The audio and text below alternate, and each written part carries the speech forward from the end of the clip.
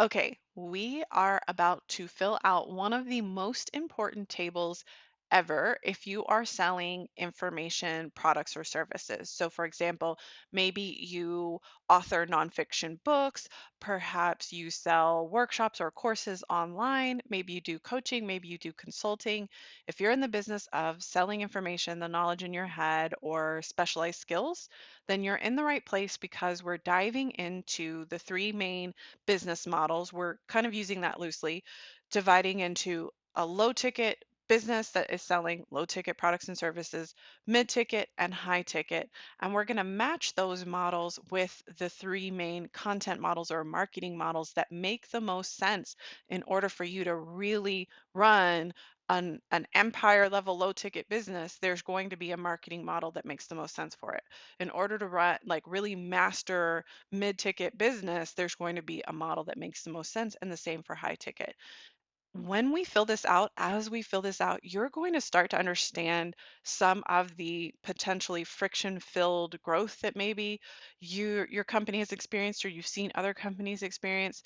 If you have hit kind of like a plateau in sales, or there's this mismatch between the person that you're attracting into your business and then who actually would make an excellent client for you, if you have run into problems where you're creating all this type of content each month, each week, maybe each day, or multiple times a day, you're posting content on social media or wherever it may be, and you're not experiencing the kind of reaction or growth that you expect or would like for your business, or that you know creates a sustainable or scalable business, all of that will make sense as we get into this because there are reasons. So, for example, you'll understand why mid-ticket business models and why mid-ticket products in general are the hardest to sell and what to do about it if you want your mid-ticket business to be successful. Okay, so let's start by diving into kind of defining low ticket versus mid-ticket versus high ticket. I want to start by saying, depending on your industry, depending on your customer, what you're selling, etc., these ranges might not be accurate for you. For example, if you're selling a certain type of product to a corporate customer, they may deem $1,000 or $2,000 US dollar purchase to be a very low ticket purchase. They don't have to think about it very much. They don't have to run it up and down the chain of decision making, approving, blah, blah, blah. They can just purchase it, no problem. Whereas in another industry or another type of customer, $1,000 to $2,000 is like, oh my goodness, like can we even do this? This is really, really high ticket. And that's fine, but there's just, you have to kind of know and sense over time what prices mean in your particular industry. That said, these ranges are true for most industries that are in the business of selling knowledge or specialized skills. So this could be a good starting point for you. I'll say that every price I list today is going to be in US dollars. So you may need to kind of translate that, convert that into a different currency, but I'll be talking in US dollars. Okay. So low ticket, let's define that as a single purchase price or like a single item or service would be under $250. Now, if you're talking about monthly, something like a paid newsletter or a community or some other type of subscription service where the person pays monthly, just unending, right? Until they end whatever it is, then we would be talking about something that's probably less than $20 a month, less than the person's Netflix. Okay, if that makes sense. A better way to define low ticket than just using numbers for you might be to say, with a low ticket purchase, your audience doesn't have to think about the price much, if at all, before buying.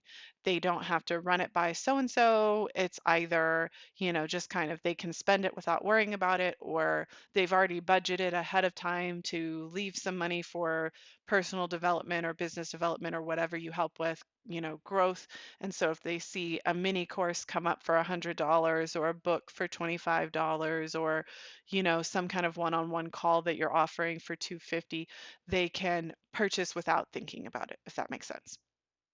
Mid-ticket Now, I know there's a hop between these numbers. So, for example, I'm saying that low ticket is probably under 250 US dollars, and mid ticket doesn't start until 500 US dollars.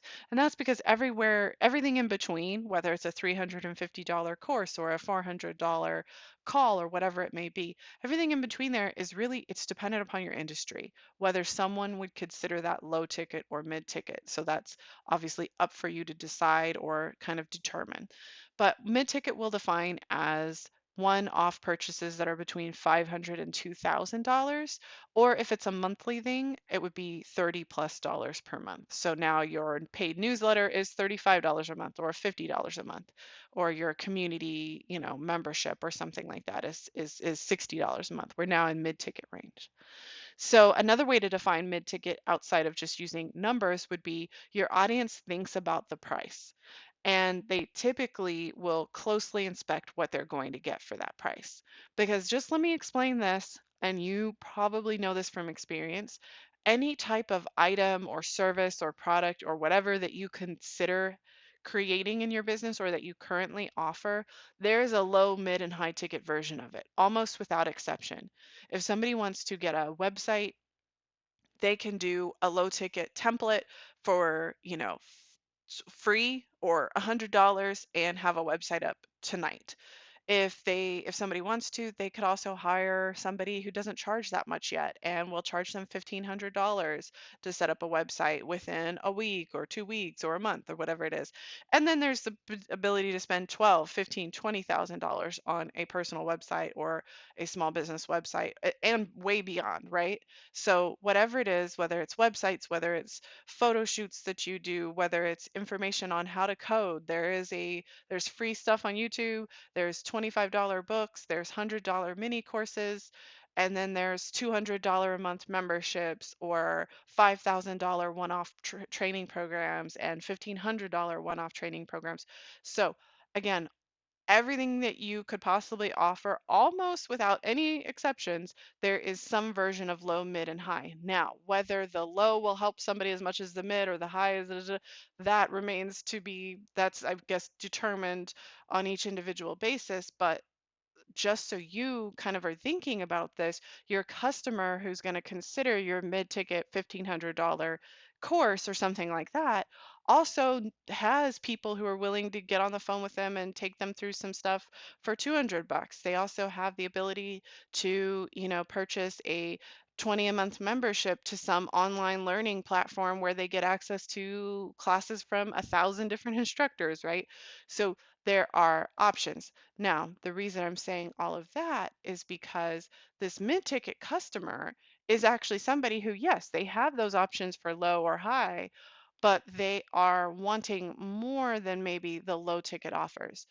They are pretty convinced that this is the thing they need to do, learn to code, get into a new kind of health and wellness, program, whatever it is. They're determined that this will help solve a problem, and they don't want the $25 book version or they don't want the $100 course version of it. They want something more, which means they have more expectation of what this program is going to provide for them.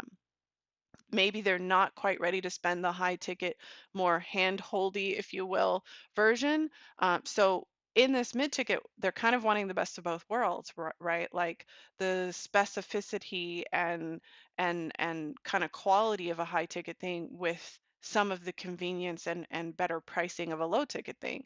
That means this person is going to closely inspect what they're getting for that price. They're about to spend $1,500 on this like coding boot camp thing. They're going to look at the different modules, understand if this is a good fit for them, understand what they would hopefully, leave this program having learned, et cetera, et cetera. So that's what we mean by kind of closely inspects what they're getting for that price. So anyway, one off is going to be between 500 and 2,000, and then mid-ticket monthly would be 30 plus per month. Moving into high ticket, this is now something that's probably $3,000 or more for a single purchase, a single product or service. And if we're talking about monthly, maybe you host a mastermind or have some type of community membership, this is probably something that's $200+ a month. Certainly, right? Depending on the industry, something that's $100 or $150 per month might be considered high ticket. So just keep that in mind. helping you determine what is high ticket to your audience without talking about it in terms of price. I might define it as something that your audience is going to think about before they invest in, but only long enough to determine if you're the right fit. Because by the time people are spending this amount, this high ticket amount, they've tried other things that didn't work and they know why those other things didn't work. They took other courses before, they implemented it, they hired other consultants before, whatever it is, right? And they understand why those things didn't take them to the level they want or only, got them part of the way or didn't work at all. So they've tried other things, know why they didn't work, and they're mentally prepared to spend more money on something that they actually do believe will work. So by the time somebody is at that place, they just need to determine if your solution is the right fit, if your company or you, if you have more of a personal platform, if you are the right fit. And that's all they spend their time on. And they're not necessarily closely expecting every single module and word on your sales page or in your sales process. They are, hey, this is the solution for me, let's apply, or let's, take the next step in getting this going. All right, so for low ticket, mid ticket, high ticket, there are lead magnets, or some people would say opt-in. I usually say sample, like it's a sample offer, but a common term for it is lead magnet. There are different lead magnets that work well with these models. And I will say almost any lead magnet could potentially work with any of the models. However, there are a lot of times you'll kind of notice that you use a certain type of lead magnet trying to sell to a specific type of customer, and it's not a good match. And therefore, you're only converting the smallest percentage of those people who come into that lead magnet because of the bad fit, if you will. So these are really, really good lead magnets to at least consider. For low ticket, I would say a quiz with follow-up content is a really good place to start with consideration. So this is not necessarily like, what kind of Disney princess are you? Oh, you're Jasmine, and here's why. Those can be quite fun, I'm sure, right? Not trying to hate on those, but it's has a little more meaning to it, I would say, in terms of helping somebody accomplish a goal. So a quiz with follow-up content. So this might be something like, let's say you're an interior designer and you offer digital design services where you maybe like take a person's room measurements and needs into account and you design them like a room on software and give them this printout in essence or this PDF. And then they can go buy the items that you recommended or something like this, right? So let's say that you have a low ticket offer within the interior design space. And again, you could be mid ticket or high ticket interior design. But a quiz with a follow-up content could be great. So for example, maybe people who are considering low ticket design services, they want something that's going to cost, 100, 200, maybe even $300, and they consider that low ticket.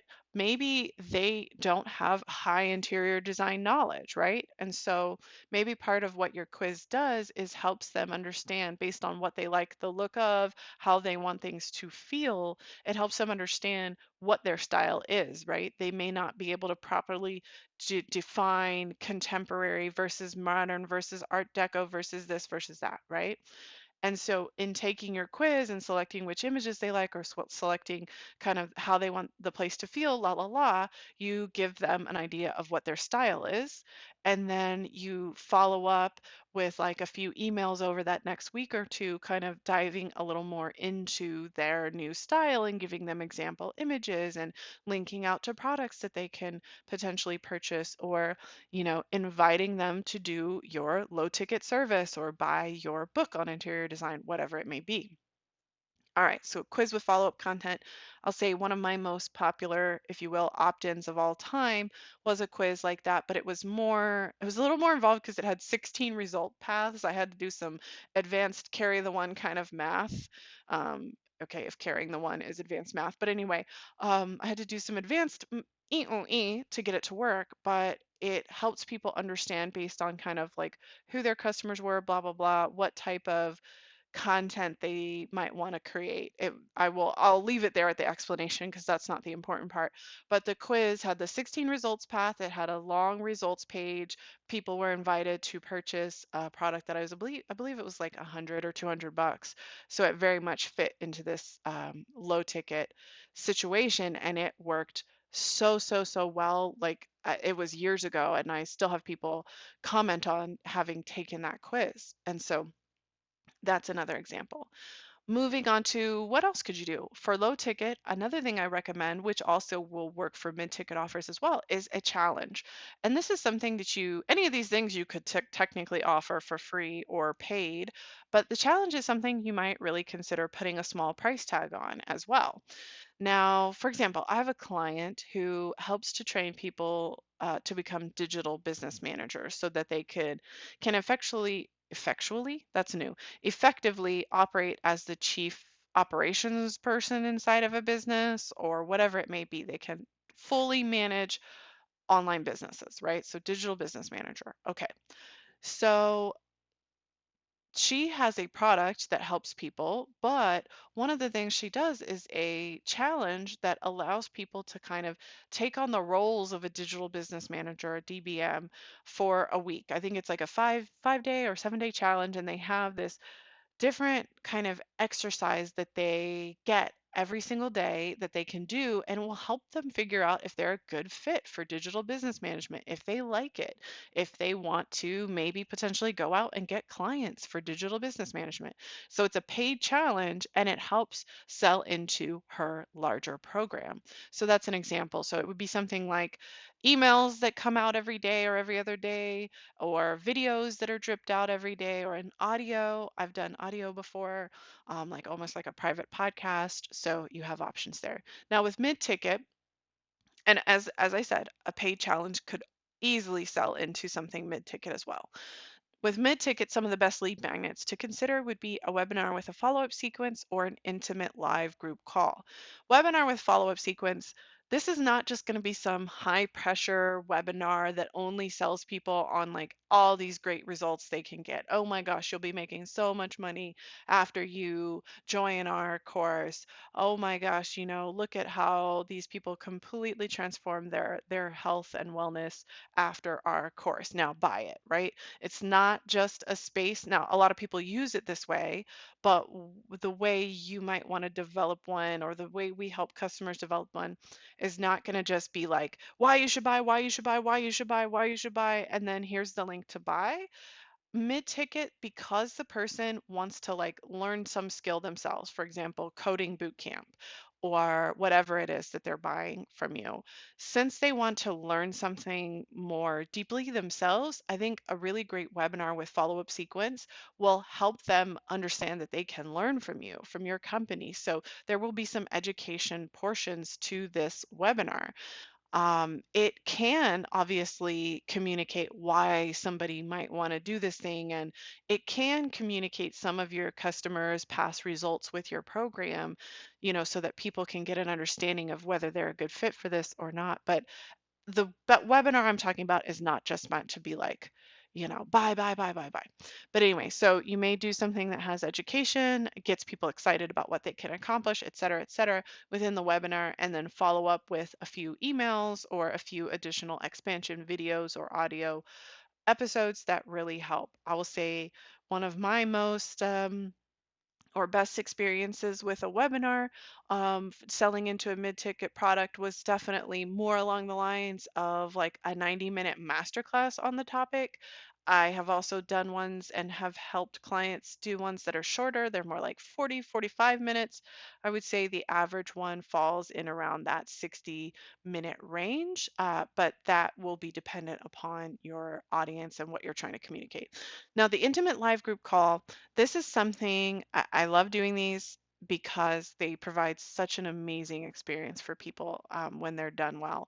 So this might be something like, let's say you're a copywriter, okay, and you're selling a $1,000 or $2,000 course that's going to help people do better copywriting for their emails and their website and their this and their that, okay? Now, to sell into this program, one thing that you might consider doing is having these intimate live group calls where, for example, let's say once a month or, every few months you do several of these in a month, whatever it is. But let's say a few times a year, you offer this intimate live group call where somebody comes and multiple people come at the same time to this call and they come in and they will, let's say, for the first 30 minutes, you're working on maybe you're teaching some small concept or helping them understand like how to write more effective product descriptions or something like that. You have some kind of training portion to the call. And then the other, let's say half of the call, or maybe it's a third and then two thirds, whatever you want to do. The other portion of the call is more like almost like group coaching, where people can volunteer and ask questions specific to their situation, and you can give them some ideas like a mini consultation or coaching session right there live. And so people can start to see like, oh my gosh, like, what this person teaches or what this company teaches really can apply. They think about this deeply, they're very helpful, et cetera, et cetera. You get the point. And so it turns into this kind of half little bitty training and then half like coaching session, and also you're explaining your product or service, your $1,500 $2,000 course. And then, by the end of it, whatever a few people, whatever the percentage is, a few people decide to join. I'll say, like, when I did these in the past, I liked to limit the number of people that could come to the call so that, depending on what I'm selling, it may be I limit it to 5 or 10 people so that I know every person who wants to ask a question specific to them or get ideas specific to them will have a chance to talk during the call. Sometimes I did these for these were all paid when I did them. Sometimes, $25, sometimes $100, it depends, 150. But anyway, when I did these with a few more people in the room, I might limit the registration for that online call to maybe 30 people so that a few people would be able to volunteer and get feedback to them, and other people there could kind of listen or watch and get some ideas for themselves. But it wasn't like everyone in the room had a chance to get feedback. So I've done it both ways. It will depend on what you're trying to sell people into afterwards of where you may make the decision to limit the room size to just 5, 6, 7 people versus 30 versus whatever it may be. But having these intimate live group calls, it's a really, really good lead magnet for people to get to know that your teaching style works for them, that you're a real person or you have real people in your company who really want to help them, et cetera, et cetera. It just creates a completely different type of experience for somebody if they can go on your website, or maybe they have an ad or something like that that they experienced of yours, and then they clicked on it, and now they're able to sign up for this intimate group call. It's going to be limited to 10 participants, and you're going to learn this in the first 30 minutes, and then for the next 60 minutes we're going to talk with each of you and apply this framework to your business, to your health goals, to your family goals, et cetera, et cetera. You get the point. All right. High ticket lead magnets that work really well. Number one would be a short perspective shifting piece, something that takes a person like less than 30 minutes to interact with. So in my case, I use probably about a 13, 15-minute essay. It takes about 15 minutes to read it.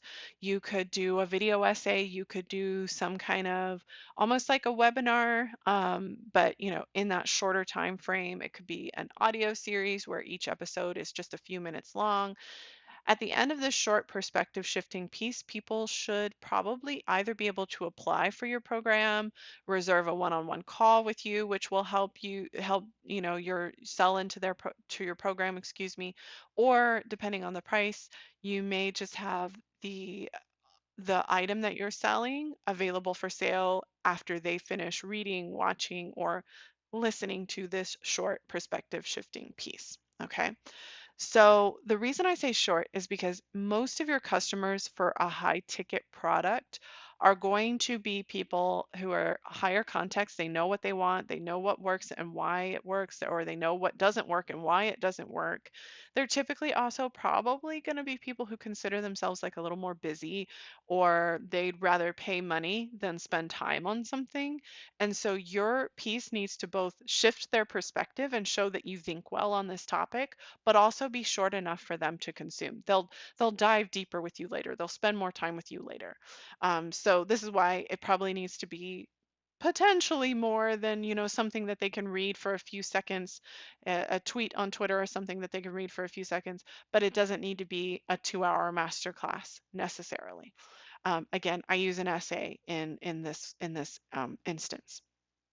Another really great lead magnet for high ticket, which could be paid, it could also be free, but it could be paid, is a signature thought leadership workshop. I help many of my clients set these up where it is a workshop that is actually offered at a low or mid ticket price. Some would be $250, some would be $1,000.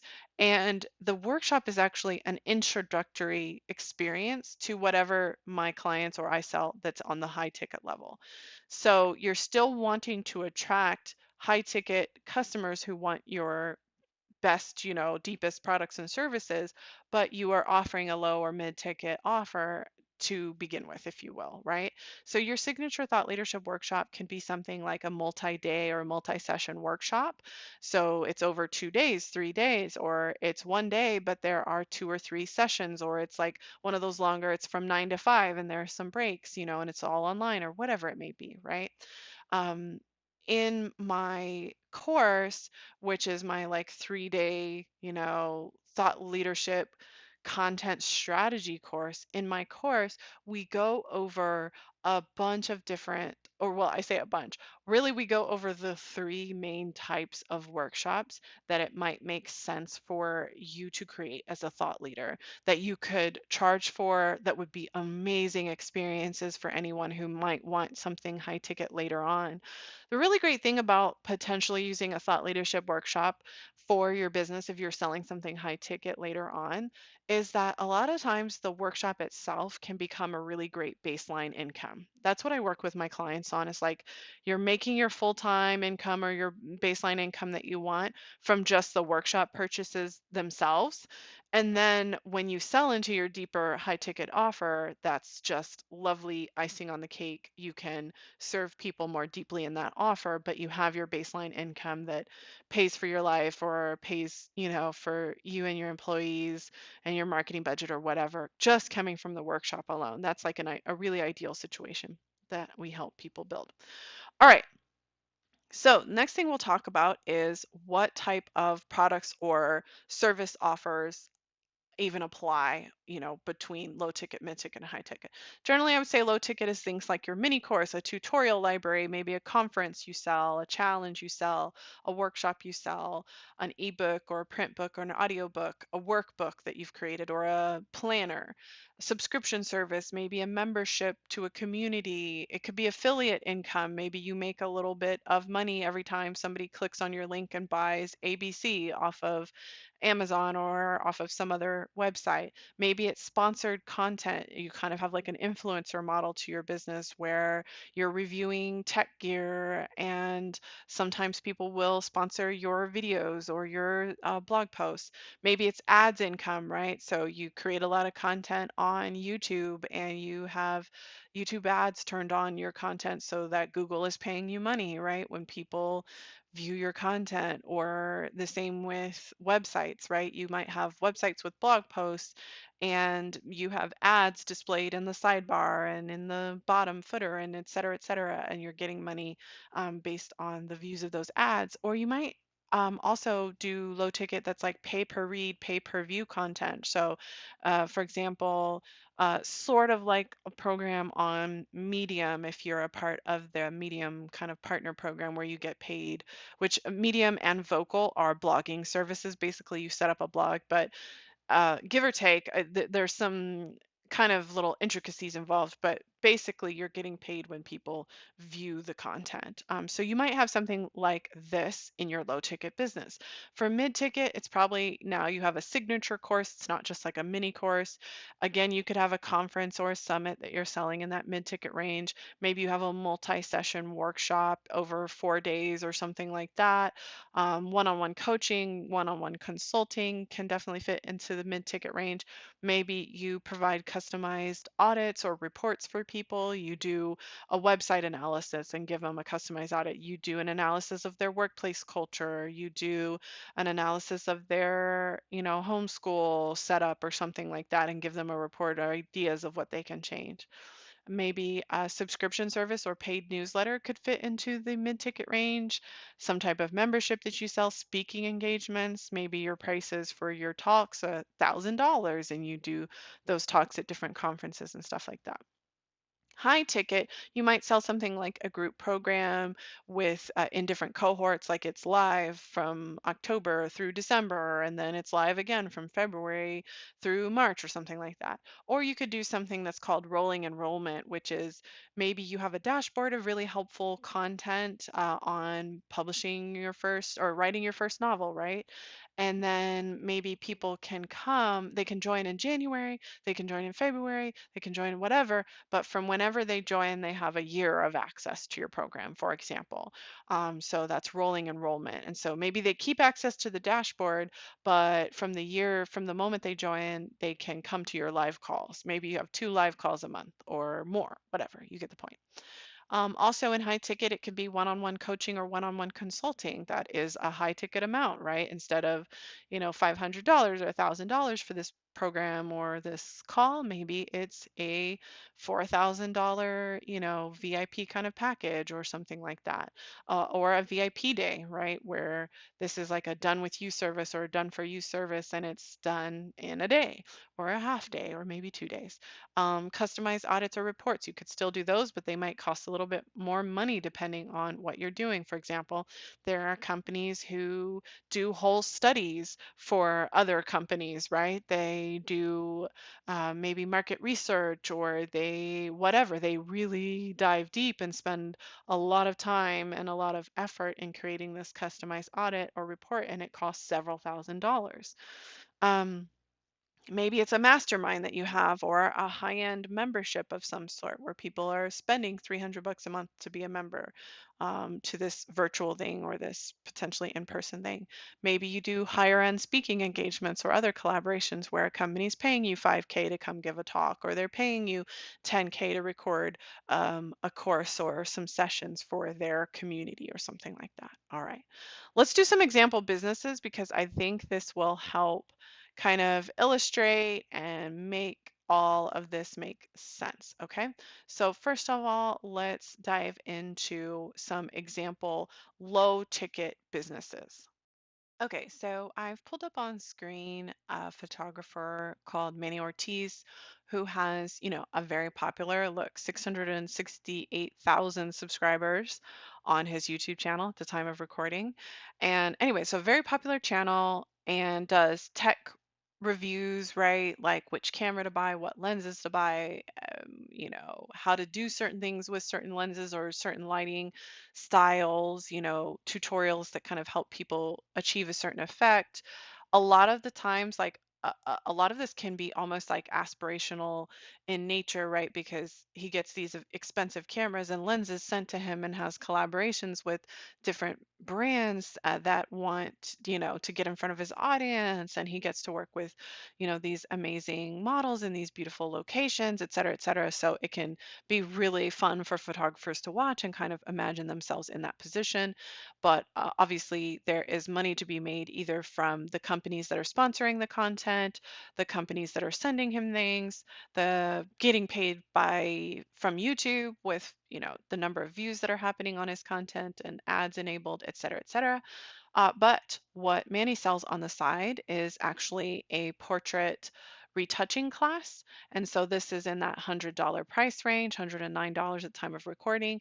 Also sells some presets, which are basically ways to edit your content, maybe your photos, maybe in some instances for other brands that would be video presets, sort of so to speak. But anyway, these presets can help apply certain filters and things to your photos, right? So these are 20 bucks, 30, 25 bucks, kind of that price range. So this is a good example of a photographer who has a low ticket business model, whether it's YouTube ads money or sponsorships from companies or somebody buying, his portrait retouching course or presets, it's in that low ticket range. Another example is actually, I'm going to go over to Instagram. And so this artist, this chef slash artist creates these, kind of beautiful, amazing food videos. And a lot of it again is almost aspirational. It's like, oh my gosh, like how can I have plates that look like that nice? And what kind of pan are you using? And look at that really cool plant you have in the background. And I love the mood lighting and I want to be able to cook like that. And, all of that stuff. Like, what class is this? What method did you use to create that? And so if you click over, so it's at Dope Fray, if you click over to the link in bio, you'll see this recipe subscription. So that is actually at the time of recording this $5 a month recipe subscription where you get his recipes. But you'll also see, hey, do you want to link to these Amazon products in my videos? So this is some small affiliate income. So again, another example of a business that is creating these low ticket offers that hopefully are helpful or fun for people, but you're running kind of like a low ticket business model. Okay, so those were our examples for that. Selling individual kind of recipe subscriptions and affordable affiliate products, or selling presets and affordable courses and making money through YouTube ad views and affiliate sponsors, etc. So that's our example of low ticket, but keep in mind your version of low ticket business model might include other things like, workshops or having an ebook or an audiobook or a print book, etc. So now let's move into some examples of mid-ticket businesses. Okay, to further our example with another photographer, I actually have two photographers we'll talk about. I have pulled up Joni Simon, who has the Bite Shot on YouTube. And so again, this is a popular channel, 320,000 subscribers, and there is just so much, right? Like how to light if you're shooting drinks, how to get hard lighting versus soft lighting, DIY food backdrops that you can make yourself. I mean, her channel is so filled with very, very helpful, very detailed tutorials. And those who know love her and just know how helpful her content is. So great, we have YouTube again, but instead of only relying on YouTube ads income or relying on, low ticket courses or presets, what you'll find with Joni is photography courses that are a little more into the mid ticket range. So, for example, at the time of recording, there is a course that she has on artificial lighting that is 349 US dollars. Okay. Another example of photography being kind of in this mid-ticket range is foodtography school. And so with this, I'm on Instagram. Some of the things aren't loading. Pay no attention to that. With this, if we actually kind of check out, her content, she has a lot of different blog posts, a lot of content on Instagram, and then has courses that are all kind of in that mid-ticket range, right? So $1,000 for photography school, an influence course for 570 at the time of recording. Maybe you want to buy them together for, buy a bundle of courses. You might get a certain bundle for 1200 or 1600, 1900, etc. But in general, we can see that a lot of these courses end up in that mid-ticket range. So that's another example of a photographer, still a photographer, but now we've seen it low ticket way, and we've seen two examples of mid ticket where we're selling, $1 one main course or a handful of things, and maybe making YouTube money as well. And then this model where there are a lot of courses, and so they are probably the majority of the income. So moving out of photography, another example of mid-ticket business would be Elizabeth Goddard. So this is a really good example. You know, what Elizabeth has built is a really good example of mid-ticket. So you'll see that some of the content on Instagram is kind of, you know, educational in nature. Some of it is a little aspirational in nature, showing people what's possible, what, you know, running a business the way she does. But then what you'll find here are the offers. And there are some low ticket offers for sure, but then what you'll notice is a lot of the offers are that Elizabeth offers are actually in that mid ticket range, whether that's, you know, 500 bucks or 800 bucks or $1,000, et cetera, et cetera. So let's go with another example of actually helping with UX designers. So this is going to be this Mento Design Academy. And then what you'll note is they have a program, they have different programs at different times that I have seen, but they have this one that I believe is for 3 months at $4.99 a month. So maybe a $1,500 um, program, and then they also have a more high ticket program for people who are interested in UX. Another example would be Smart Passive Income by Pat Flynn. And so, you know, heavy on podcasting, there's a lot of podcast content that the team puts out. They put out a lot of videos, they put out a lot of blog posts. And then if you look at their model here, we're seeing different courses that are all in that. Well, I won't say all, some of them are, you know, it's a $97 workshop, so that's more low ticket, but a lot of them are in that, you know, 499, 799 mid ticket kind of range. So email marketing magic, A to Z webinars, power up podcasting. So this one is one that might be a little bit more you know, involved. So 499 here, you get the point. Affiliate marketing is for 699 at the time of recording, et cetera, et cetera. So you get the point. These are different examples in the photography realm, in the business realm, and helping people with their career and UX realm that all kind of fall into this mid-ticket model. Finally, let's look at high ticket. And so I'm going to use yet another photographer so that you can kind of have an image of photography three ways: low ticket, mid ticket, and high ticket. So information products in photography specifically, not necessarily just selling your photography services.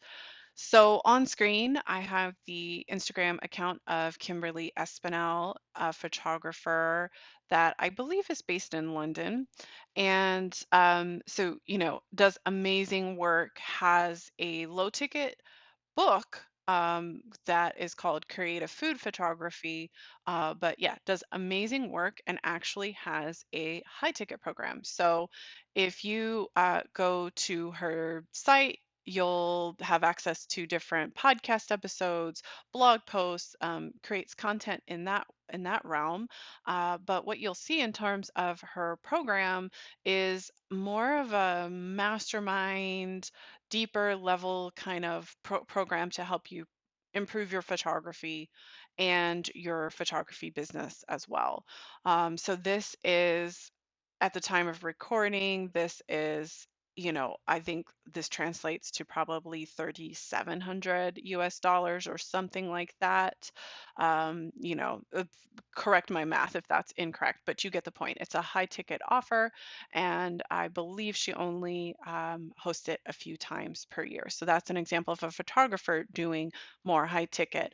Up on screen, I have now Jerisha Hawk, who has almost kind of like a single program called Leverage that's at a higher ticket in that very kind of high ticket realm. I think there are like a few other products that she offers, maybe through ads or through some kind of system that she has set up for herself.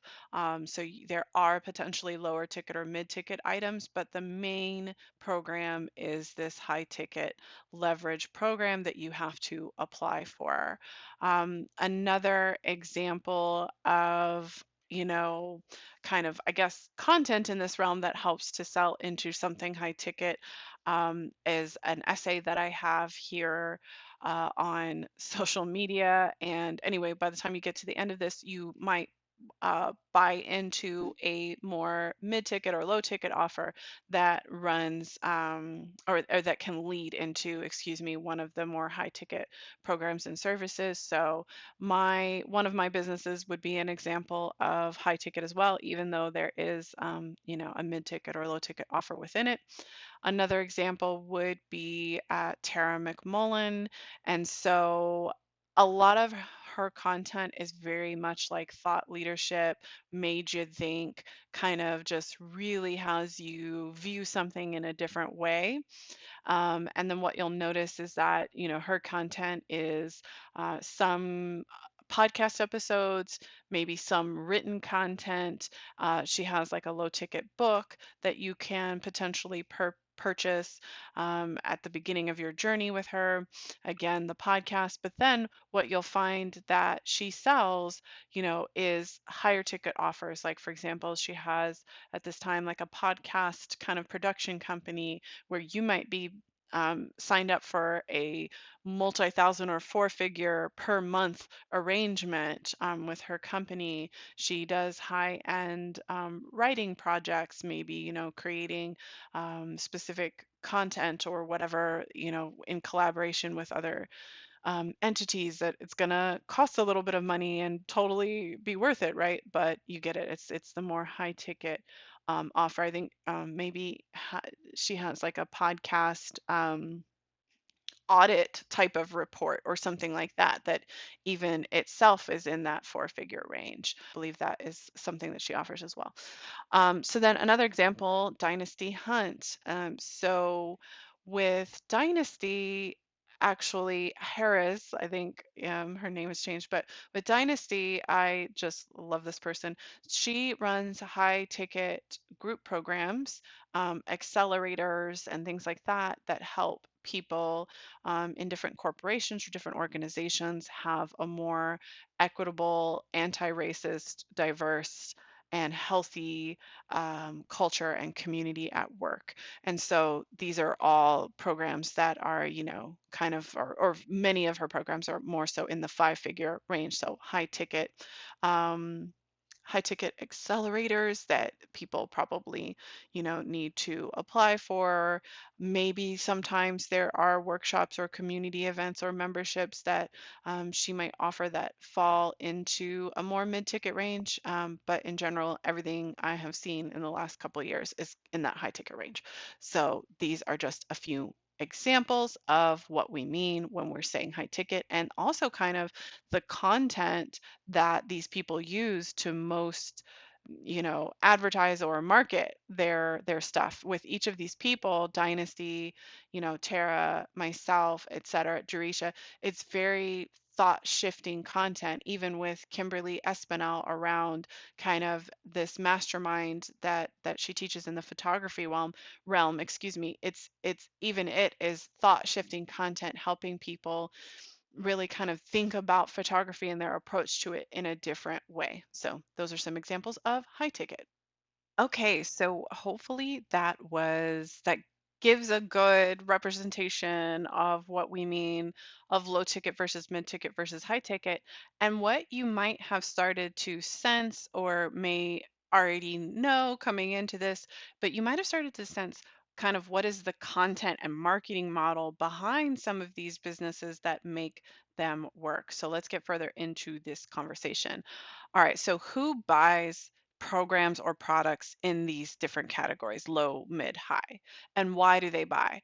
I would say with low ticket, you're getting somebody who might say something like, maybe not verbatim, but they might say something like, okay, I want to know how to get what I'm seeing in this video, or I want to know what to get in order to, and then insert the goal here, right? Like the person wants to feel better about the way they look. They want to get married. They want to, have a rich cooking experience or be an amazing photographer, whatever it is, right? So it's like, I want to know what to get, how to get it, and what to do with it in order to look, sound, be rich, happy, married, whatever it may be, right? So that if you can imagine, that's probably who's watching these videos on this like amazing kind of, awesome vibes while cooking and wants those same project products, excuse me, to kind of make the same result, wants those same recipes, or was watching this photographer. Oh my gosh, look at the different locations they shoot in, the models they shoot with, the company sending them all this awesome gear. I want to have a YouTube channel like this. I want to be able to do that kind of work. So is it this camera that's going to help me? Is it this preset, etc.? You get that point. So low ticket, that's generally what's driving the person. With mid ticket, it's a person who wants to learn how to do this thing themselves. I really, really want to in depth learn this photography skill, this lighting technique. I want to learn how to become a user experience UX designer. I want to learn how to code. I want to, whatever, learn a new language, and I want to do that in depth, right? I don't want to just, maybe the low ticket version is like, it's some a program that's going to help you learn travel Spanish because then, you want to go to, some country and have these amazing travel photos and la la la. So it's more aspirational. And so all I can really sell you is this, $20 app or this book or this mini course on travel Spanish. But you're not necessarily, when we move into mid-ticket, talking about language learning as an example, this is somebody who wants to take, the 6-week course and is willing to spend $1,200 on that because they know they're going to go more in depth, or they're going to have a better understanding of culture and things like that. And they're not doing it just to take some fancy pictures on vacation and kind of share those on Instagram, right? They really want to learn how to do this thing. That's kind of the mid-ticket motivation, I would say. And then high ticket, it's a person who might say, like, I need to transform the way I accomplish this goal because the solutions that I have come across thus far or tried are not the best fit for us, for our organization, or are not the best fit for me. Okay, so kind of diving further into that. Low ticket, this person wants a quick do it yourself or done for you results. So they want something they can just plug in and it works. So a template that's already created for them, those presets that we saw that Manny Ortiz sells, that's kind of done for you.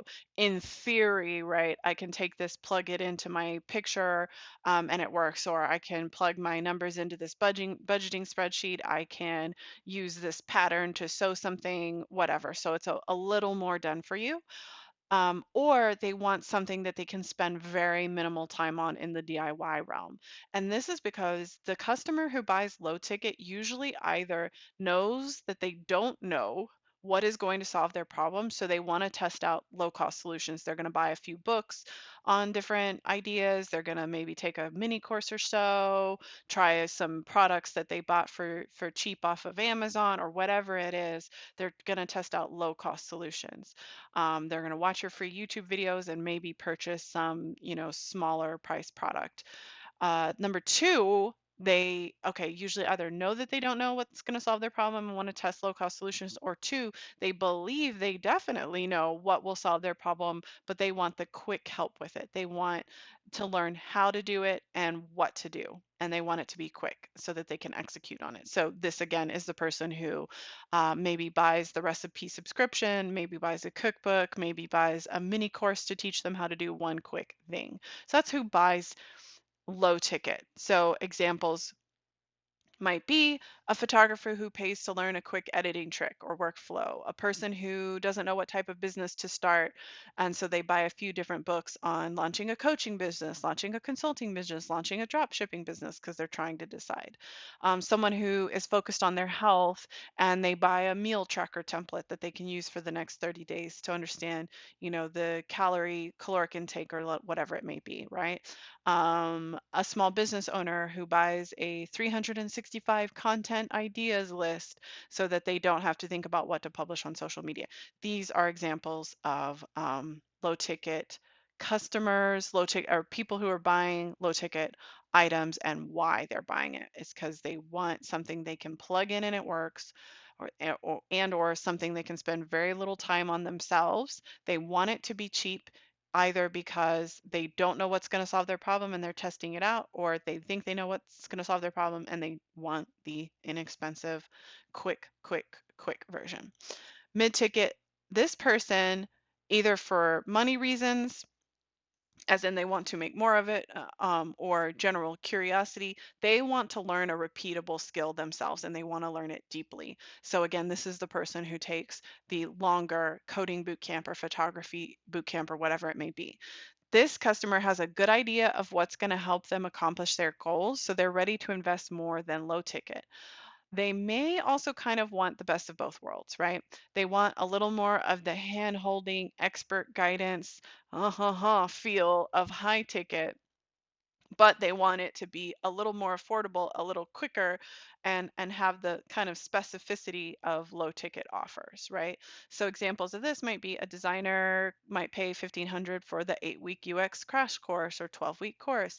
A small business owner might pay, $1,000 or $2,000 for help improving their webinar so that they can be selling more of whatever. A busy professional might join a mid-ticket course to help them transform their health routine through a new diet or through new movement habits that are quick to implement and effective. And they may specifically want to have a little more accountability or slightly higher quality information that comes with a $1,000 or $2,000 program versus just buying a book on some, going plant-based or something like that. With high ticket, this person wants a transformative system for reaching their goal, and this person also realizes that they need extreme expertise at this point or extreme convenience, meaning they're able to really pay for an expert to do something for them, or implement something for them or with them, instead of the DIY route, right? So this customer will typically know what type of system or addition is going to help them achieve their goals, and they're ready to invest at the highest level possible, or the highest level that makes sense, because other solutions just haven't worked, and they know why those other options didn't serve them. So this examples would be a person who pays $25,000 to be in some type of mastermind or community program with someone who has done something really impressive to them, right? They've built a really impressive business and they want to be a part of this year-long program where they get monthly calls with this person and, break into groups and talk about things, whatever it may be. This is totally something real. I definitely know people who have purchased those programs and know people who offer them. Um, Someone might pay, for example, 15,000 for their website because they've already proven that they know what they're doing. They already have good profits coming in with their current website, but they know how this new site will help them do it even better. Another example might be someone who pays $5,000 for a 4-week program to create a better workshop and application funnel for their coaching program. So it's a health coach or some type of business coach or whatever, and they want to improve kind of that lead magnet process, and they spend a good deal of money because they know that this person can help them or this company can help them create something better than what they have. You get the point. All right, so answering some more questions. What is the customer's context level? When you sell low ticket products, you're usually selling to people who are low context in your industry or goal, meaning they're early on in their journey with that goal, whether that's improving their health, starting a business, getting better at photography, whatever it is. They're typically early on in their journey and they don't have context, means like whether a person has a really good idea of what works and what doesn't. When you first start sewing, you don't know that this stitch will be better than that stitch because it will hold better. You don't know that this fit fabric will be better than that fabric. When you first start shooting, you don't know whether you should change the ISO, or, should you change how long does this shutter stay open, or should I do this instead? You don't know those things. You're low context, and it's not about intelligence. It's just that you're not sure what actions will help you create the best photograph, or what actions will help you create a successful business or not, right? So generally low context people are the ones that are buying low ticket items. Generally, when a person has been on the journey for a little bit longer, they've raised their context. They've tried it a million ways. Now they know how to set the f-stops on their lens or whatever. Photographers, forgive me if I'm messing all of that up, right? They know what type of thread and this and that to use in their sewing project. They know that getting on Instagram 5 times a day, creating a new reel every 3 minutes is not actually helping them get more high ticket customers for ABC. So they have more context around their goal. They've been on the journey for a while. They've probably made other money investments in this journey, time investments in this journey, learning things. So that is generally mid-context people are generally buying mid-ticket items because they want more specific help. They know what they're doing a little bit more now, right? And then high context people, or rather, I should say, high ticket customers are usually high context people, meaning they've encountered tons and tons of situations and solutions in pursuit of this specific goal. They have a high level of understanding of what's going to help them and what won't help them. And that's why it doesn't take them too long to make a decision, even on a high ticket program, because they know, oh, this is a good fit or no, it's not. So putting this another way, when buying a program or product or service, what does this customer care most about? For low ticket businesses, your customer cares most about the how and the what and the price, meaning they are going to buy if they think that the what, the steps of your program, what you're outlining, the recipe that you're giving them is going to help them with their goal of maybe impressing their date that they are cooking dinner for or whatever, right? So it's the what am I going to get out of this or learn, and the how, right? If the how seems easy. So if you tell me this is going to be a 22-week program to help me learn Italian or to help me learn Swahili, I might, if I'm a low ticket customer, I may not want to do the 20. That's the how of that is not what I want to do. I don't want to, show up every day for or every week, la la la, right? But if you are selling me the app that's going to help me learn conversational French before I go on my trip, and the app is only this, or the book is only that, or the mini class is only $100, cool, right? You get the point. So low people who are buying low ticket products are usually most driven by the how and the what, and then does the price seem low enough? When you're buying mid ticket, or let me skip to high ticket. The customers who are buying high ticket products are most concerned with the why and the who. What I mean by that is they already come into product consideration mode knowing what they need, and they understand how they want, like, do I want a longer program? Do I want to pay somebody to do it for me? They kind of understand that. So they're more tuned into their why. Why as a company are we trying to work on this initiative now? Or why as a person, why as a married couple are we trying to do ABC now? What are we solving by doing this? What is the potential outcome? How much better can life be, our business, our nonprofit, or whatever it is be if we do this? So they're deeply in tune with that driving force of self improvement or business improvement or whatever. Okay. The other thing is the who, right? They want to see that the company or the person they're about to hire has this very unique intelligence, this unique approach. They think about this industry so very deeply. They're smart in terms of this industry, and their solution is smart. It's a better solution. So the who behind the offer makes a big difference. And for them, I would kind of say instead of price, they are driven by how much peace and greater health and well-being will this offer bring.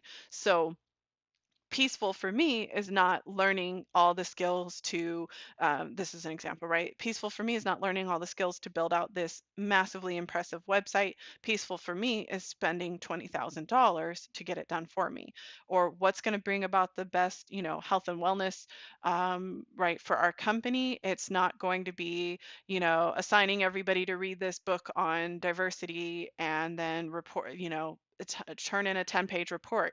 What's going to be healthiest is having these individual consultants come in over a year and conduct these private interviews and then develop a system for us and then do this and that and the other. And yeah, it costs $100,000 or whatever it is, right? You get the point. So hopefully that makes sense. Our people who buy low ticket are most driven by the how and the what and the price. people who buy high ticket are driven by the why and the who and whether this brings peace, health, etc. Now, coming to mid ticket, again, this is kind of a person who, for lack of better terms, and not selfishly or anything like that, wants the best of both worlds. Um, they care about their why, they care about who, the entity that's selling to them, but they also care about how am I getting this done? Is this going to be an 8-week program that helps me learn this step by step? They care about the what. They're in there looking at all the different modules of this course that you're selling them or program that you're selling them, etc. Right? So they're how, what, why, who, when, etc. If that makes sense. When just being more speaking to convenience, right? Um, is this a program that is going to be 12 weeks and I go live every Tuesday night, or I'll be able to access it in a dashboard and optionally come to the lives, et cetera, et cetera. And they're also driven by the ROI, right? The return on investment is they're not so concerned about the price being the most big thing as like low ticket, and they're not so concerned about like, well, it has to be the thing that most adds to my peace and health, which a high ticket customer might, but they do care about that ROI, right? If I am going to invest my own time learning this thing, or if I am going to invest time for our team members to learn this thing, what's the return on that investment? So the price can be a little bit higher so long as the return makes sense. So they'll buy if what you're offering is really going to help with their goal, the how of it, of the program, of your approach, of your solution seems reasonable. The who makes sense. They like the company, they like you, or at least they don't dislike you, right? They feel the important sense of why. And then again, the when convenience of it matches their needs. So hopefully that makes sense. And this does make sense in the overall context because again, a mid context person has learned a little that, or potentially a good amount, and it has gotten them to this place in their journey, but they're now pretty convinced they know what's going to help them get to the next level, be more high context, more successful at whatever they're doing. And so they are willing to spend a little bit more, but they need to make sure that it's going to match their needs. So hopefully that makes sense. All right. So getting more into this, I promise there are layers, and this will be so helpful. Okay, so the sales cycle for low ticket products is generally very fast.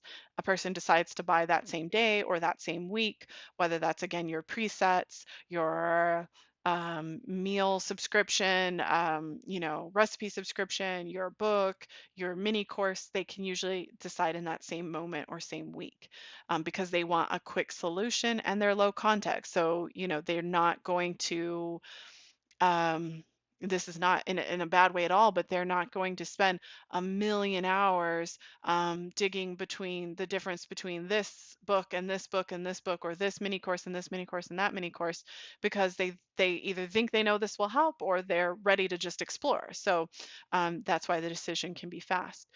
For mid-ticket customers, generally the sales cycle is a little bit slower.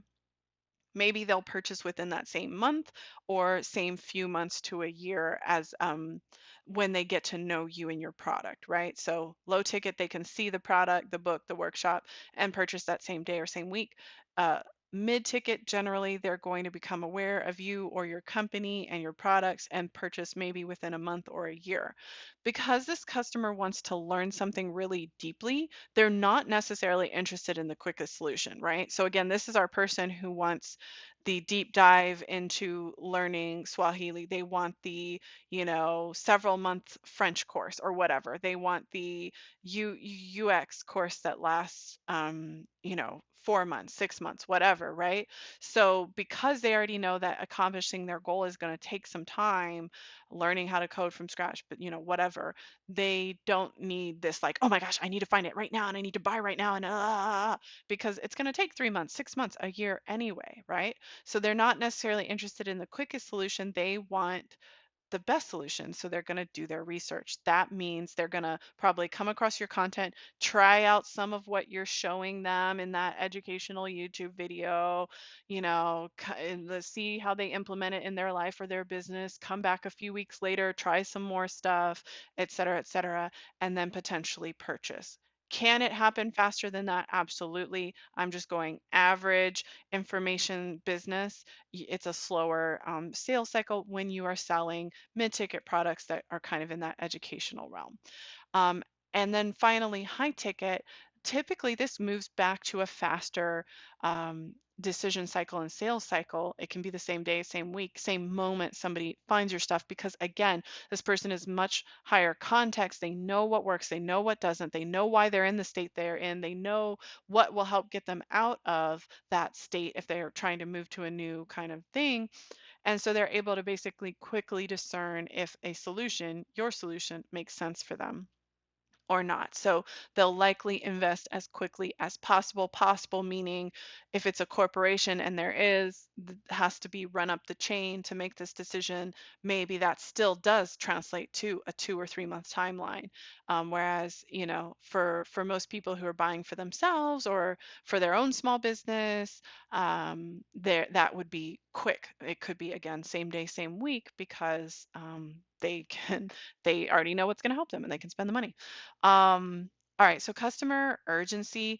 I would say that people who buy low ticket feel generally a medium to high sense of urgency. They want to get that outfit now so that it will quote unquote make them look better. They want to figure out whether starting a drop shipping business or a consulting business is going to work for them, so they buy the books right now and they read the books right now. Some of it has low urgency. Some low ticket businesses have low urgency. So just keep that in mind. But I'll say a lot of them fall in that mid to high urgency. With mid ticket businesses, I would say most of them fall low to mid urgency. Again, this is something a person has to learn deeply, implement over time, usually with mid ticket. And so it's not going to be something that they're like, oh my gosh, if I don't take this course on podcasting right now, the earth will be shattered into a million pieces.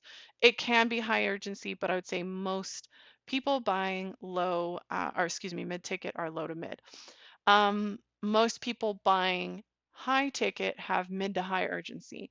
And what I mean by this is because they know what will work and what won't, and because they really care deeply about their why and they want that transformation, they're ready to do it sooner rather than later.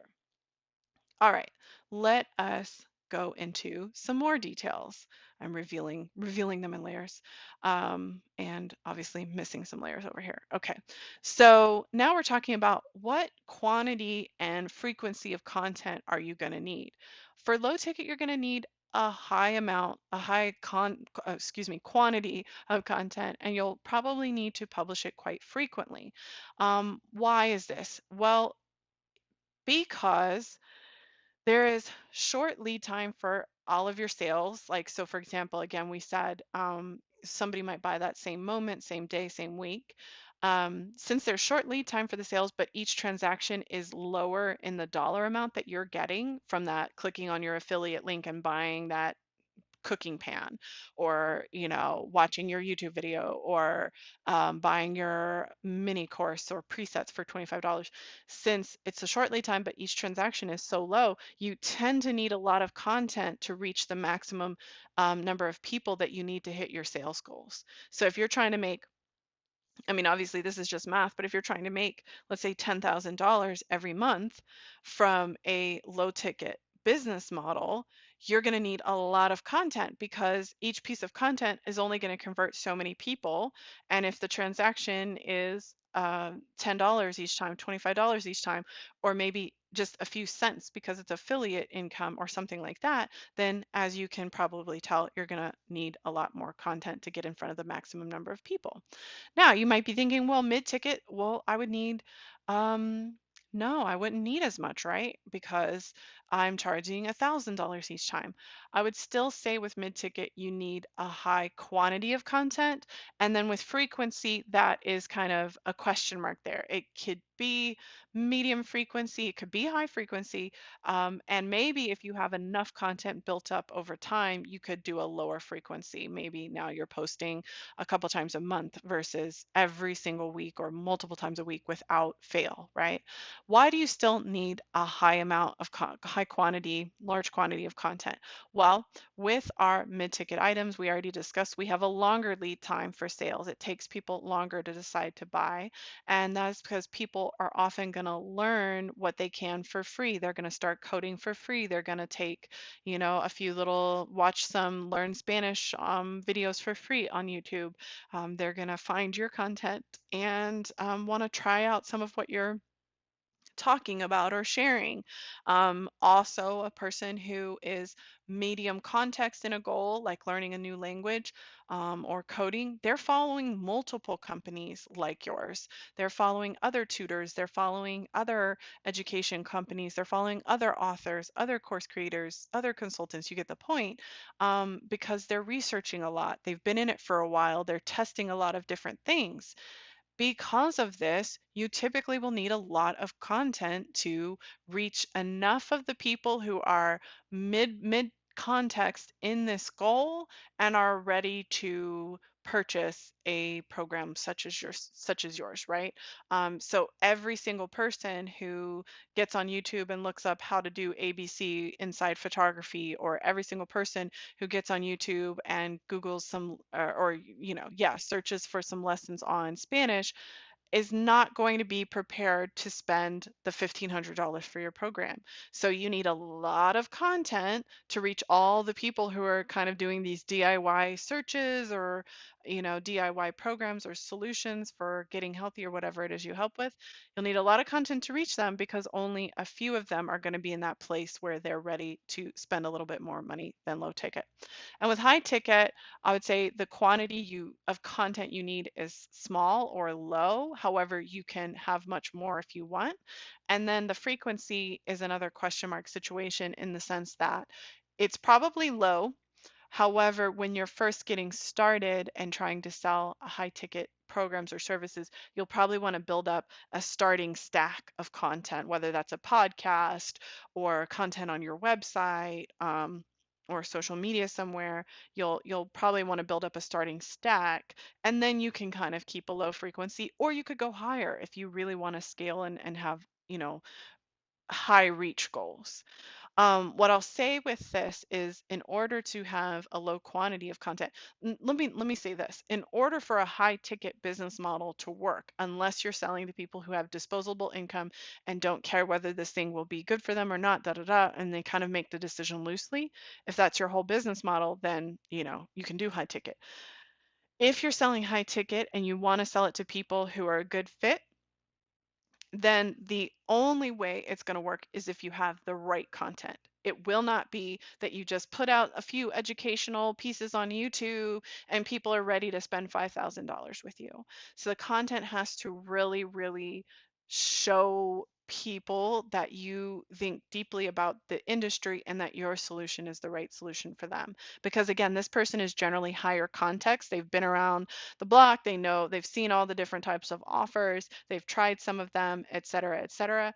And so your solution needs to be different in a good way and be a better fit. So then simplifying that, for low ticket, your content needs to look good. At the end of the day, it needs to look good, because people are, they're coming across so much content each day.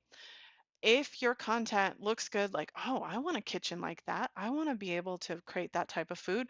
I want to be able to, take those types of photos, then you can draw that person's attention if it looks good. So with low ticket in general, your content needs to look good.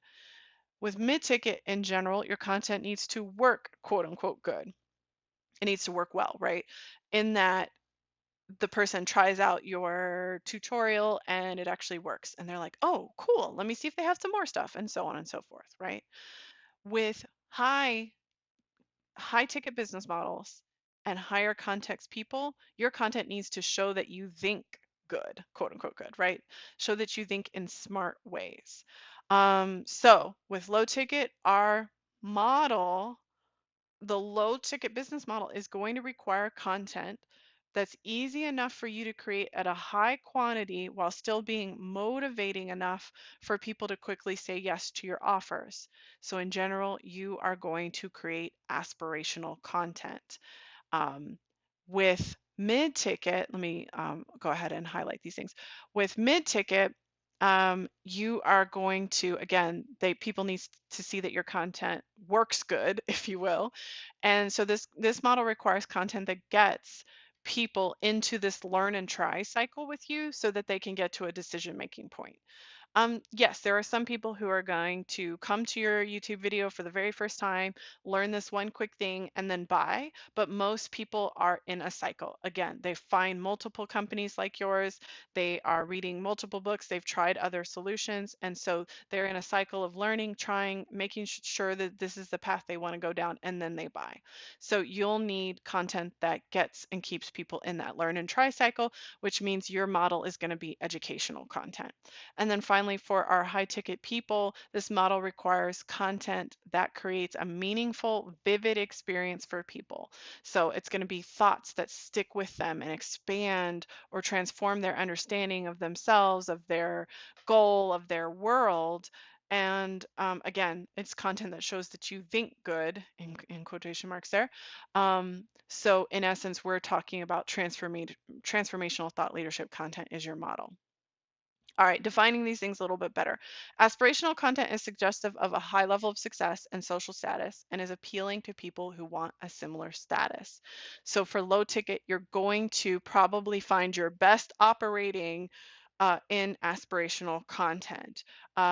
So you can also use some educational content to sell low ticket products, right? This might kind of increase the sales window. It'll take people longer to decide to buy. Sometimes it might not compel as many people to buy, which is obviously perfectly fine, but you can totally use educational content as well.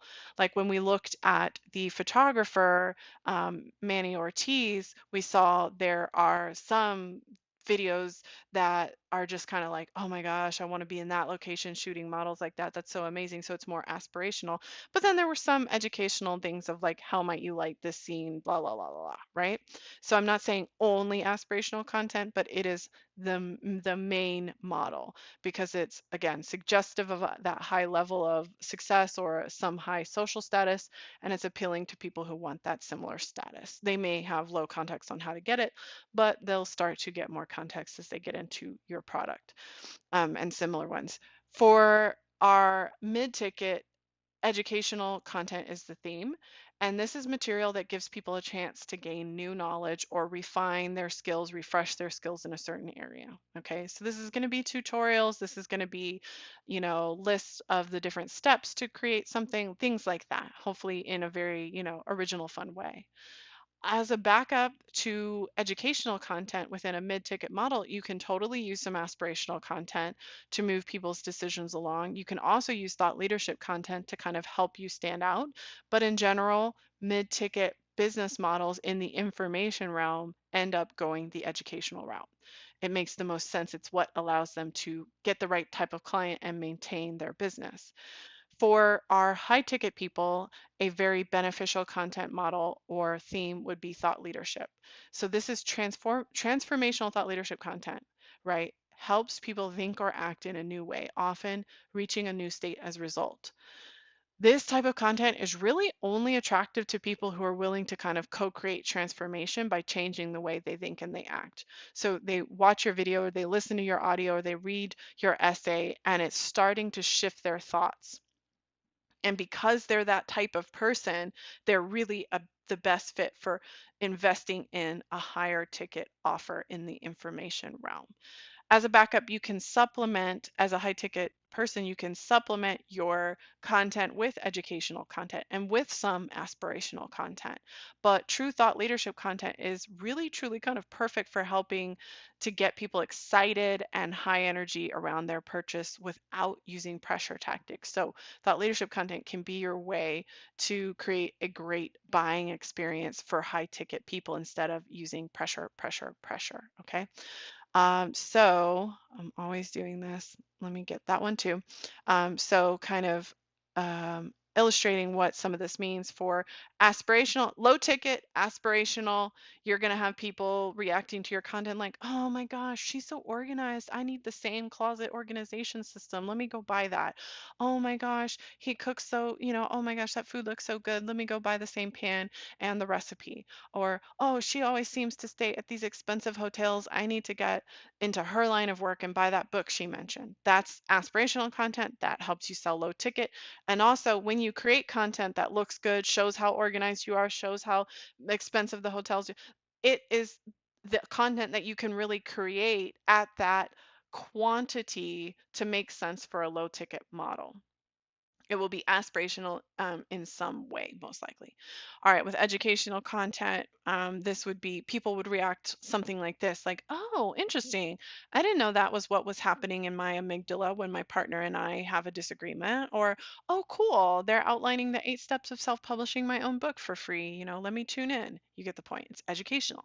With thought leadership content or transformational content, the reactions would be something more like, snap, I've never thought of it that way. At all. Yeah. When I think about it, there is a major industry shift coming in the blankety blank industry, and I'm not ready for it, or we're not ready for it as a company. I need to do something about this, right? Or, dang, that's so true. I just never thought of it. Every time I do this, I really am setting myself up for that, and that's why this is happening. And you get the point, right? So it's much more, oh, I'm having these revelations, if you will. All right. So getting further into this, with a with a low ticket model, you're likely going to need a huge audience because each item makes smaller income. With a mid ticket model, or let me also say this about low ticket. You need the bigger audience, each item makes smaller income, and instead of know, like, trust, which you may have heard that phrase of kind of what is the purpose of marketing, or what is the model that you're pursuing if you want people to buy from you? A lot of people say know, like, trust. I would say with a low ticket business model, you're really going for want, follow, get. You need them to want to cook like you do in these amazing, videos, like as we saw on Instagram. You need them to want to have your photography skills, your photography gear, be able to photograph with models like the ones that you are working with, et cetera, et cetera. And then they need to start following you. They subscribe to your YouTube channel. They follow you on Instagram. They subscribe to your blog, whatever it is, because then the next step is get, right? Now they're subscribed, so they watch your newest YouTube video and they actually get that lens that you mentioned. Now they're subscribed, so they see all of your cooking videos that you released this week. So now they go click and buy the pans that you cooked in, or the plates that you plated on. Or they go click and they buy your recipe subscription, not the first time they saw it, but maybe, after they saw a few more of your videos. You get it. So the simplified funnel for a low ticket business is going to be aspirational content that speaks to a want, follow, get funnel. For a mid-ticket business that is mainly educational content, you still need a large audience. Not a huge audience like you're going to need to make low ticket work for the most part, but you'll need a large audience. And that's because you're attracting a very DIY crowd. They want to learn how to do something themselves, but you're selling to the very few people inside that crowd that are willing to invest significantly more time and money in learning whatever it is you teach. So you still need a large audience. And instead of know, like, trust, this is going to be a learn, try, trust kind of funnel, meaning they're going to learn something new with you. They're also learning with other people, but they're going to learn something new with you, probably try it out. They're going to implement the code you taught, sew the little stitches or dress or something that you taught, work on the, little website, whatever, right? They're going to try it. And as they achieve success with those projects, they'll start to trust that your company or that you can teach them more. And now we're spending the 1,500. You get the point. With our high ticket business models, that that are in essence selling to higher context customers, you only need a small audience. If you build a larger audience, you're just going to be selling much more of whatever you created, but you only need a small audience because each sale earns you so much more income. you could totally, as I said, make something that you know is scalable, right? So instead of building the websites for $20,000 or writing copy for your customer for $10,000, you could build some type of group program where people do those things themselves, but now you can support 10, 20, 100 customers at a time or more, right? So you can do something that's scalable, but either way, you only need a certain number of sales each month or each year. And so for the simplified funnel for somebody who wants to use this thought leadership model for high ticket, the funnel would be think, spark, invest, meaning the content needs to help people think about something in a new light. It needs to spark this desire, this understanding inside of them that, oh, this is a good direction to go. This is a good solution. This is why this solution works for us. It needs to spark some exciting, like, oh, yeah, the industry is going this way and I have a chance to jump ahead of the curve. And then they will invest. So at the end of the day, I say it like this: low ticket makes you a media company, give or take. There are instances in which this would not apply, but we have already kind of summarized all of these things. If you're doing low ticket, your transactions are lower, obviously, each transaction or each month. You know, you're selling things like mini courses or tutorial library, you're making ads income, or you're selling, whatever, a book, something like that, which means you are attracting people who want what you have, want to know how to get it, want to look, sound, be rich, married, happy, whatever it may be, right? They want a quick DIY result, or they want a quick DFY result done for you, or do it yourself, right? They're low context. They're most driven by the price and that the how and the what makes sense for them. It's a fast sales cycle. They probably have high urgency or at least mid urgency to get it done and get that thing to make them look better or feel better, right?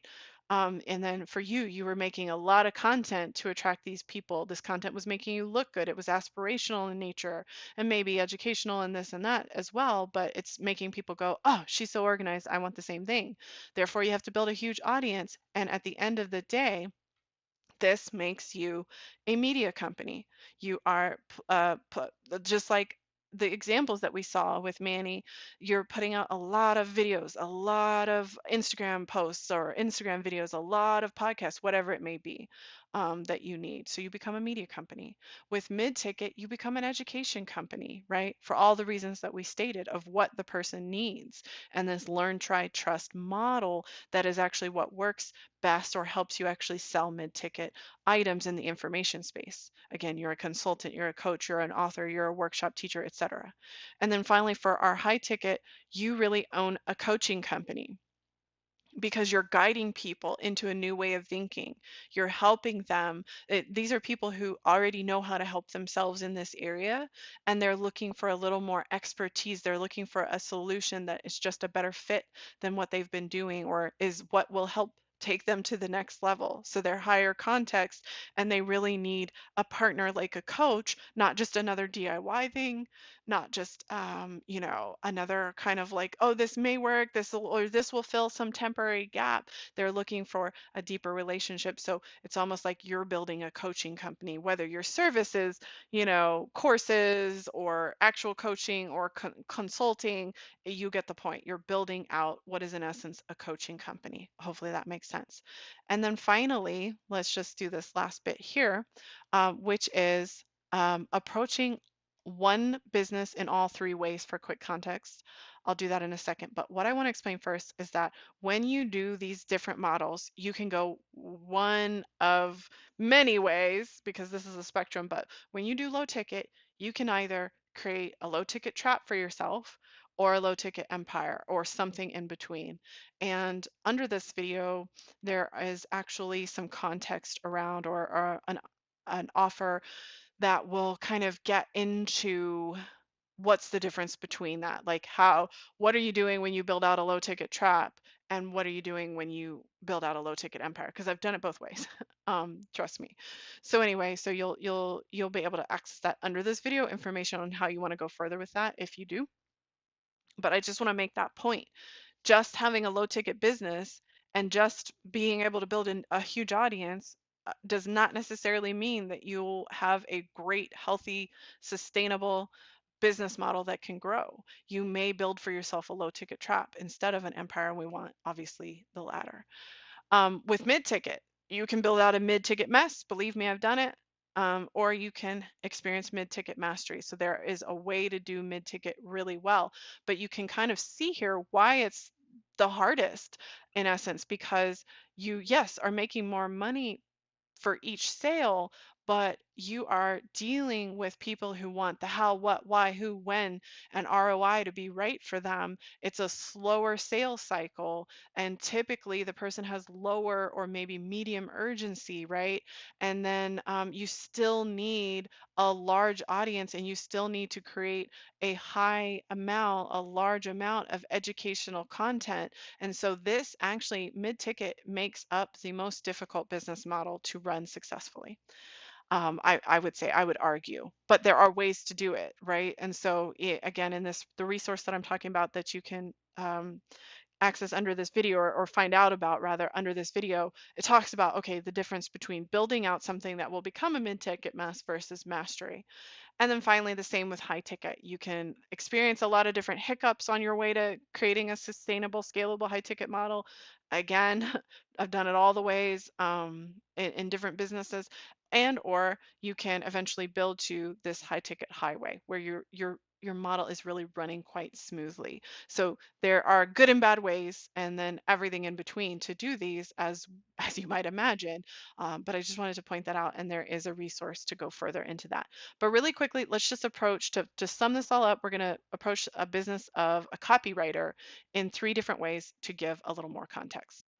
All right, copywriting business, 3 ways: low ticket, mid ticket, high ticket.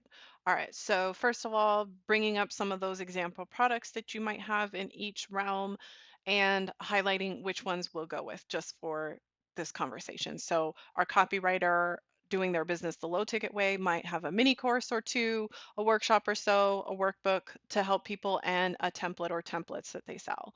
The copywriter doing their business mid ticket might instead sell a signature course and do some one-on-one consultations.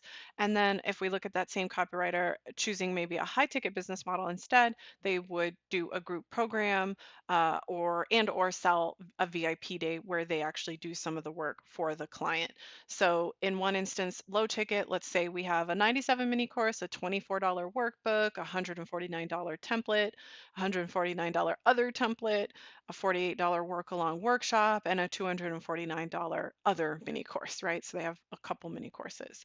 These are just examples. For our mid ticket, let's say that they have a $1,000 signature course and a $1,500 one-on-one consulting package. And then for our high ticket one, let's say that that business has maybe mainly sells a $4,000 group program and a $9,000 VIP day where they, create all of this copy and content for the client in a day for their website and their emails and their sales system and whatever it may be, right? Okay, you get the point.